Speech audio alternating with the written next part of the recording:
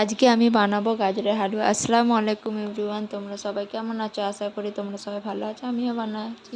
চলো আজকে বানাবো গাজরের হালুয়া। গাজরের হালুয়া বানাতে গেলে কি কি করতে হয়, কি কি লাগে, সব তোমরা এই ভিডিওতে দেখতে পাবে। চলো স্টার্ট করে দেখো। এখানে আমি গাজরগুলোকে ভালো করে দুদিক থেকে মুখগুলোকে কেটে নিয়ে আমি এগুলো গাজরের কাটা হালকা করে চেঁচে নিচ্ছি। তোমরা পারলে ছিলেও নিতে পারো, যার যেরকম। আমি হালকা করে চেঁচে নিয়ে আমি দেখতে পাচ্ছ একটা ডিশ নিয়ে নিচ্ছি, ওতে পানি নিয়ে নিচ্ছি, ওতে আমি ভিজিয়ে রাখছি। ওতে আমি ভালো করে গাজরগুলোকে ধুয়ে নেবো।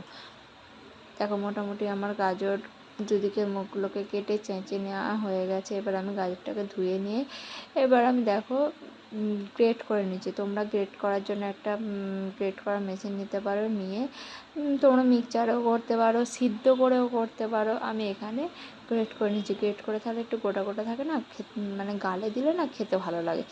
যাই হোক, দেখতে পাচ্ছি আমি এক এক করে সবগুলোকে গ্রেট করে নিচ্ছি। তোমরাও এরকম করে গ্রেট করে নেবে, দেখতে পাবে। লাস্ট আমি দেখিয়ে দেবো কেমন গ্রেট করার পরে ঠিক কেমন কী লাগছে না লাগছে। দেখো এখানে মোটামুটি আমার গ্রেট করা হয়ে এসছে। আমি এক এক করে এগুলোকে সবগুলোকেই গ্রেট করে নেবো। দেখো গ্রেট করার মানে এটা দেখেছো ঝরঝরে টাইপের, বেশি মিহি টাইপের হয়ে যায় না।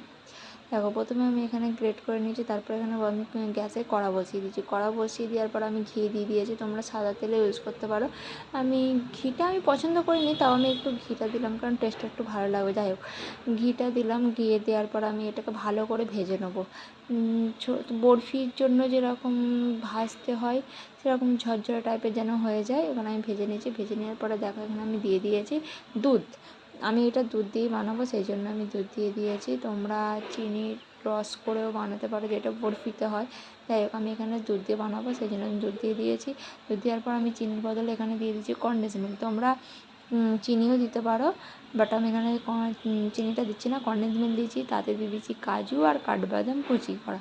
কাঠবাদাম কুচি করে দেওয়ার পর আমি একটু দিয়ে দিচ্ছি কাস্টার্ড পাউডার। ভ্যানিলা ফ্লেভারের আমি দিচ্ছি, তোমরা যে কোনো ফ্লেভারে দিতে পারো বা নাও দিতে পারো, তোমাদের পছন্দ অনুযায়ী।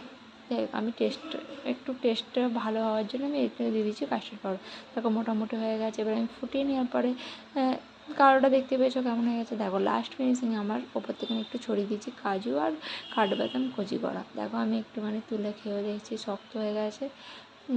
টেস্টটা ভালোই হয়েছে। তোমরা পারলে এরকম করে খেতে পারো, ভালো লাগবে খেতে। যাই হোক, দেখো এখানে আমার রেডি গাজরের হালুয়া।